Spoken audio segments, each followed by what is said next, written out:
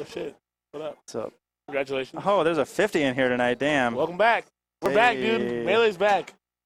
How many did we have tonight? 28. Okay. Yeah. So 56.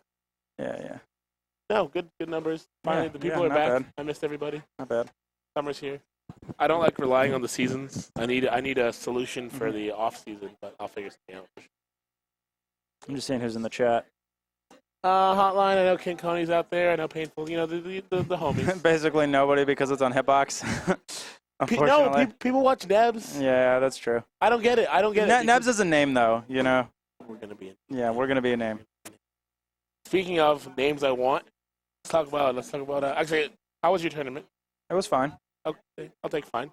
Yeah. Definitely some interesting sets. I hadn't seen. It was fun. Triple before. Yeah. Interesting case study on wobbling in and of itself. I don't know.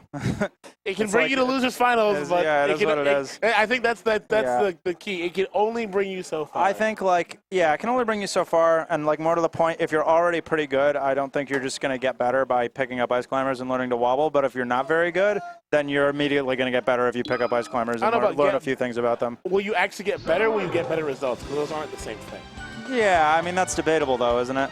I get what you're saying because I think in turn there's the whole thing of how you perceive another player's skill or how skillful you think they are, but that doesn't really matter for actually evaluating who wins, you know? So I think you would immediately get better results, but you would also you would maybe be able to lose to people who you could beat before depending on the character they play. Right. Because ice climbers, they're inherently a little volatile, but that goes both ways. Oh yeah, absolutely.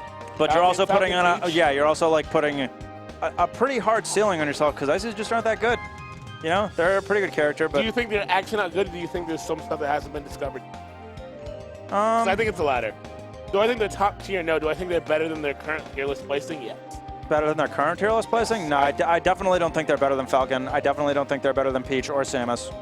I mean, they probably have more stuff that could be figured out, but, look how late we discovered wobbling. We've known about wobbling for a long time. No, but in the grand scheme of things, time took us to learn things about Melee. Yeah. You see what I'm saying? So I feel like there's and Wobbles has talked about this before too, that there's so much stuff that people don't do. Yeah. Because of wobbling, they don't. Yeah. Take the time Yeah. That I would agree with, but I don't know. They just have issues. And the fact that Nana is an issue. Nana is a liability, yeah. Yes, and the fact that if you're playing against somebody who is competent and understands the matchup, you're probably going to be playing them with Sopo a lot of the time. We saw in unless you outplay them really hard. I mean, Silver was pretty surgical in, okay, Shine, you're dead. Okay. Yeah, and a lot of characters have some version of that, you know. But I don't think they're trashed here, but I don't think they're great either. Okay. And the fact of the matter is, I think wobbling is a big deal, and it matters more at lower levels because you don't really have to worry as much about edge guarding, and you don't need to learn the right option for a million situations because you have the one stop, the thing that if you get it, it's okay, I don't have to worry about the rest of the stock. They're just dead. I was arguing about wobbling because somebody was telling me they had lost to him, and somebody was arguing wobbling. I was just don't get grabs. It's that easy. And they're like, Justin, you can't say that. You're a bad player, so you don't understand the. Oh, thank you. They can't see you, but they can hear you. Yeah. I was saying that they were saying that because I don't play, I don't understand. But I'm at the end of the day, if what you're saying about wobbling is true, then Nintendo would be the best player in the world, and he's not.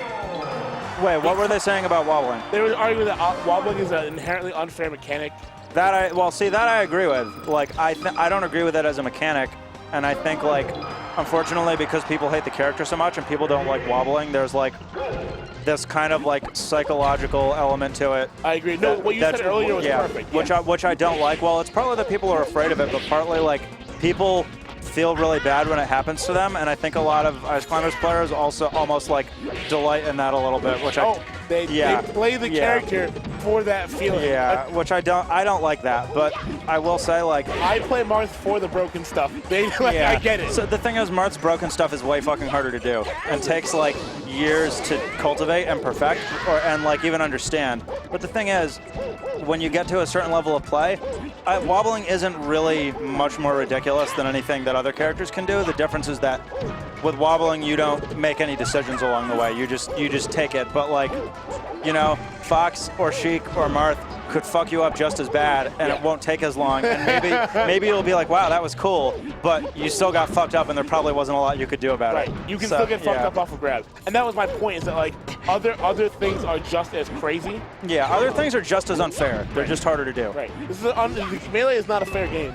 No, definitely not. 2 characters in the cast have a 1-frame attack. Can we talk about that for a second? Oh yeah, well, a 1-frame attack that is safe and can be comboed off of. Like, come on. Yeah. That's why when people argue about Jank, I'm like, do you know what down B does? Like, anytime anybody complains about Jank or is like talking about how like, oh, PM is Jank, and this is not a pro PM argument. When people argue about Jank in video games, and some people who play Spaceys, I'm like, do you know what your character does? I think what it comes down to is just that people don't really know what they mean when they say jank. Like, who knows what that word really means? Fair. I sure as hell don't. I still use it, but I like don't even know what I mean when I say it. When something unfavorable happens, it was jank. When something you don't understand happens, I think is kind of what it comes down to. That's a perfect explanation, because at the big house, everybody, it was Luigi Jank Fest. Yeah. Because no one knew about the ICG. Yeah. Except for like some people. Yeah. The one guy like reviewing frame data tapes in his basement. Yeah. That was actually a magical moment, like at that venue. Literally the entire room is just like, what happened? Yeah. Like nobody knows. People are on their phones, just like. I was like kind of watching it out of the corner of my eye, so I saw that something ridiculous had happened. But I watched the VOD later, and I was like, wait, what? Yeah. Like, what the fuck was that? Is that real life? Yeah, that was funny. What a good time. Yeah, it was a good time. All right, let's talk about the thing I actually want to talk to you about. Sure. Not that I don't want to talk about this term. I love talking about it. Yeah, not that you don't want to talk about wobbling, because who doesn't love talking about wobbling? I will actually talk about anything with anybody forever. Yeah, I'm the same way. Yeah, I'm down. That's why our interviews are always way too long. Same with Swift. We have to cut them after a half hour because Duel wants to go home. Yeah. The Invitational. It was sick. So you know that I look up to BBES like a lot as dude. organizer. They're amazing guys. And I've always dreamed of doing a Summit-style event before Summit was even a thing. Well, we were going to do like Invitational, and then they did the Summit. And I was like, what are we doing for New England? Oh, come on, Big Blue. So I was a little bit like, oh, I should have gotten that first, but I don't have the resources for that kind of stuff right now. It was not cheap. Yeah. Colin and she were talking to me about how much it cost them to run it. It was expensive. Yeah, because I'm thinking like, I'm just like, in my plan of doing it, did they feed you? Yeah. And you didn't have to pay venue for anything? No, we didn't pay a dime for anything. And so you have to pay for the cottage for the weekend. I've looked into those costs. Not fun. Yeah. So it wasn't like a cottage. It was like a house with a bunch of apartments in it, and there were like 6 bathrooms in the joint. And it was like, so it's in Cape Cod. Yeah. Beachfront property. And when I say beachfront, I mean like, say this is the couch in the living room. You were watching the beach from you. There were sliding doors. I think it was well, there was like a doorway here. There was a patio on the back. And if you sit on the couch in the living room, you can't even tell there's a beach there because it's just the ocean. It's like the house is literally 10 feet from the ocean. Yeah, it was insane. And there was a really nice private beach. There were like waters on both sides of the house. It wasn't like ocean on both sides, but like it was a beautiful place. And they rented out every single room in the Airbnb. That's what they did. I was looking at Airbnb. That's the beautiful place. Yeah. And so they fed you. Yes. They housed you for a weekend, and they have to pay for flights to people. And they pay for your pass, I assume too. The what? Like the Evo pass is paid for, or do they make you pay for that? You know, these tickets for that travel package. Oh, they pay for the registration, I believe. So it's all expenses paid. Yeah. And a hotel room. Like the rough estimate numbers I ran, like napkin math was like $6K. Yeah. At least, and I know it's more than that. Yeah. It was pretty nutty. Will we be able to do that one day? Maybe I mean, they just they save all the money they make from running tournaments. Right. Honestly, that goes in like the Big Blue Fund. And the first thing was all the Asus monitors or whatever. Yeah, no, that's super high. That's definitely a goal of mine in the future. Yeah. Is to have all BenQs up in here. Yeah, BenQs, that's what it was. It's, I mean, we're not there yet, but we're getting there. We're getting there. Yeah. So what did the New England Regional Improvement Plan? I don't know that it achieved its goal. I don't know. I mean, like, I get what they were trying to do, but I just feel like I think that name was just a joke because of the whole improving as a region thing, and it's also RIP is the acronym. I think it was just a joke, but it was just like a cool thing. But like, we were front page on Twitch. Leffen hosted us. We got like at least 300 viewers throughout the weekend. That's actually a big deal for Big Blue. They normally don't pull those numbers. That's good. Yeah.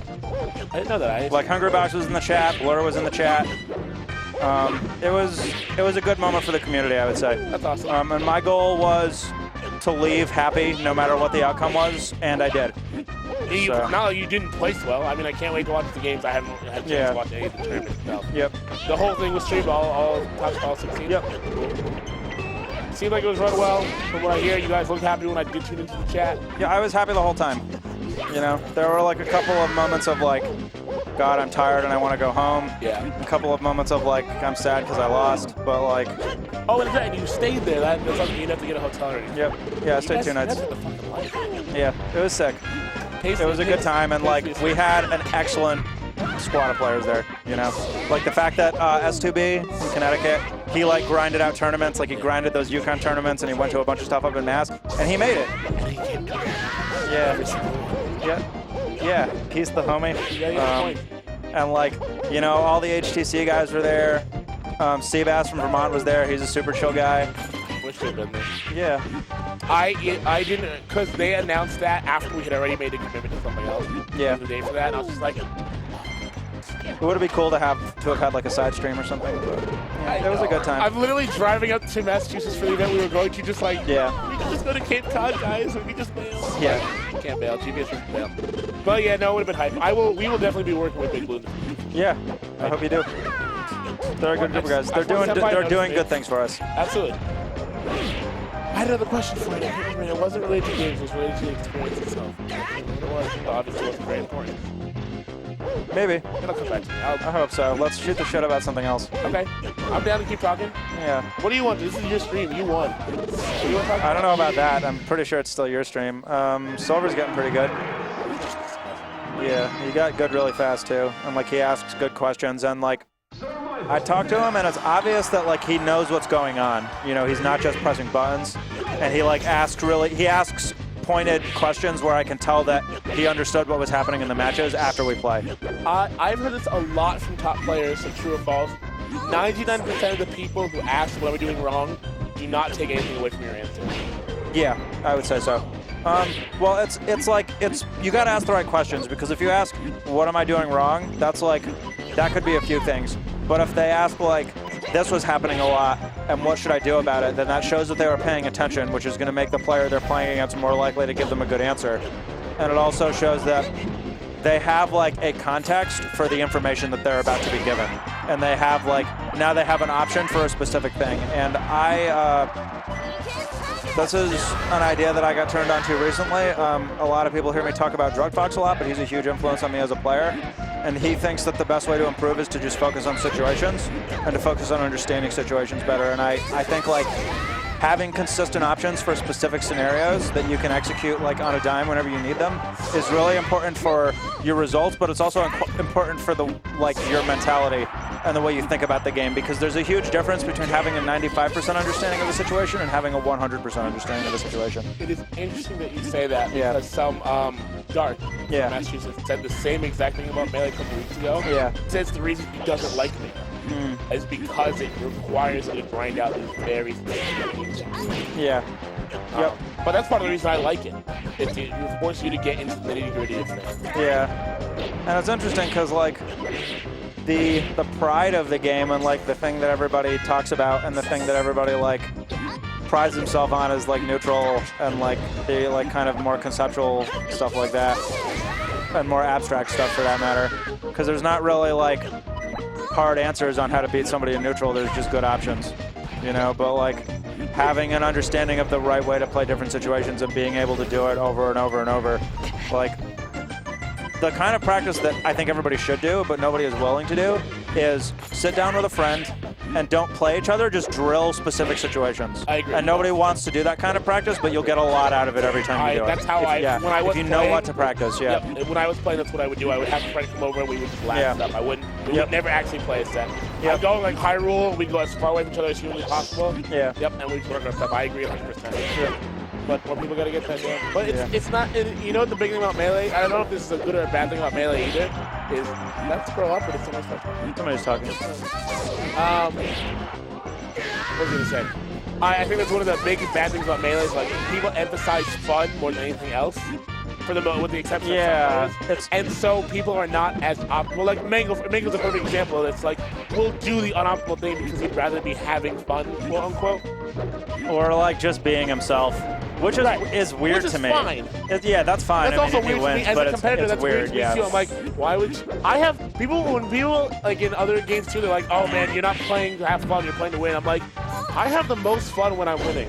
That's the most fun time having when I'm whooping ass. Two weird things in Melee in our community as opposed to other fighters is, first of all, like, I think the way, like, the idea of lameness, it's like in other communities, like, everybody hates, like, Armika, you know? People hate that character, but it's, like, a funny thing. Like, people just complain about it. They're kind of, like, it's like they're venting a little bit almost, and they kind of, people, like, bond a little bit over, like, just the lameness of it, and, like, oh, whatever, like, fuck this character. But you like, aren't publicly ostracized. Right, exactly. Armika. Well, the thing is, in Melee, it's either people are actually looked down upon, or people, on the other side of the coin, people, like, fetishize lameness almost a little bit.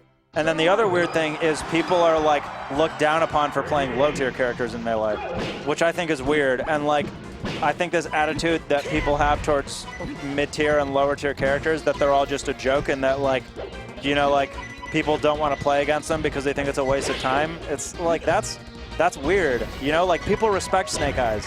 People, like, acknowledge what he does, and they understand that, like, he plays his character in a way that's effective, even if his character isn't the best in the game. And, like, Snake Eyes has a huge following because he's a genius. Yeah.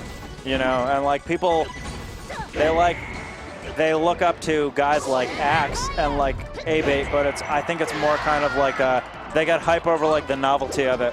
But there's not really a lot of interest in really understanding these characters, I think, amongst a lot of people. I think that's why Axe, I mean, this is no affront to Axe. That's part of the reason he does so well. Yeah, I think Nobody so, too. cares. He's also an amazing player, but yes, absolutely 100% amazing player, but no one gives a fuck about Pikachu at the end of the day. For sure. Armada is not at his house right now living the Pikachu match. No, he's not, but he'll also never lose to a Pikachu, which is funny. And probably never in his life. Yeah.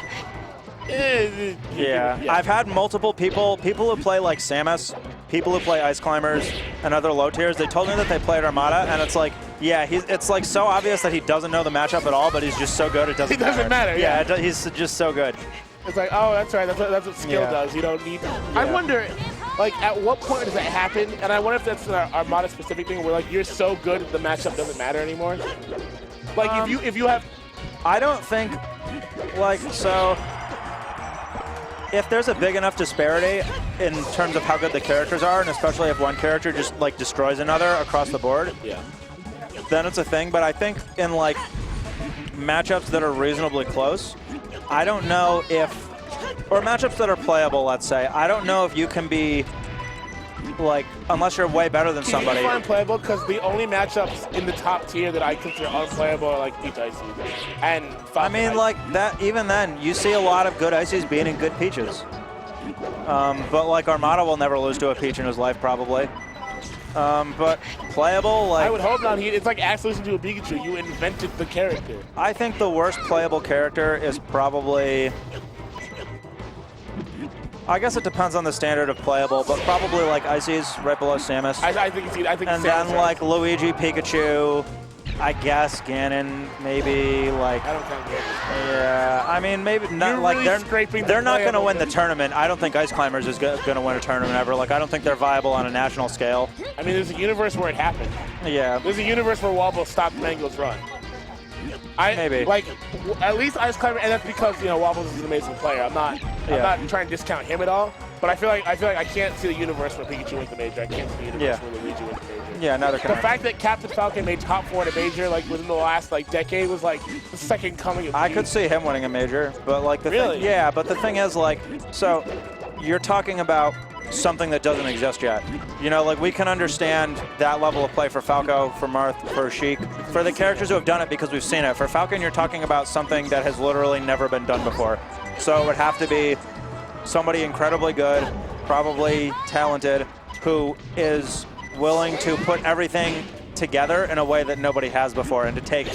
Yeah, I mean, that'd be cool. I don't know if he will, but like Wizzy's hype. My money, as hell, my money you know? is on him to do it.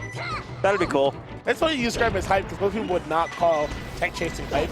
I think Wizzy's hype. I think Wizzy's as we were hype as talking hell. earlier, I'm a fucking I'm a huge fan of his play. I think he has some weaknesses, but if he could address those. He's still young. He's just—he's got time, dude. He's gonna be fine. How long did he? How old is he? He just turned 18, like That's right nuts. before Pound. Like he'll be fine. He's got plenty. How old are you? I'm 29. Okay, yeah, he's I'm old as fuck. God, that's embarrassing to say out loud. Homeboy, you got a decade on him. Yeah. And he's already what is it, like 20? Yeah. He's got time. He's gonna be 8. But when he's 29, there's no hope for us. It's over. Who knows what's even going to be happening by then? His I'll be dead by then. I firmly believe that I'm not that long for this world. Yeah. What, your body's gonna you just like wake up and just like disintegrate? Like what? Or yeah, something like that. Just like drop off the face of the earth somewhere. No, I've always told him to die young. I'm gonna like swim in a bar of soap or something. I wouldn't be sprayed. I mean, anybody who knows me is like, that's Live fast, die young. Did you remember what the question you had was? Nope, it's gone. I'm talking about Wiz Rope. Gone. Okay, we're talking about Wiz Rope. Okay, in that case, I'm probably gonna go try to get some friendlies before we all get our asses thrown out of here. Because Scale wanted to play me. Okay, get out of here. Thanks for talking, man. And if you remember the question, ask me later. It won't be on stream. I'll ask you on your stream. Yep. Hey, watch his stream. Yeah, I'll probably go home and stream tonight, so please tune in. I would host you if I could. All right. I'm Hate Fairy. I'm all by myself now. What? It's not bedtime yet. It's almost bedtime. This is Cupcake. Cupcake. I have to do a breakfast today. We can, I'm going to stop the recording now. Ugh.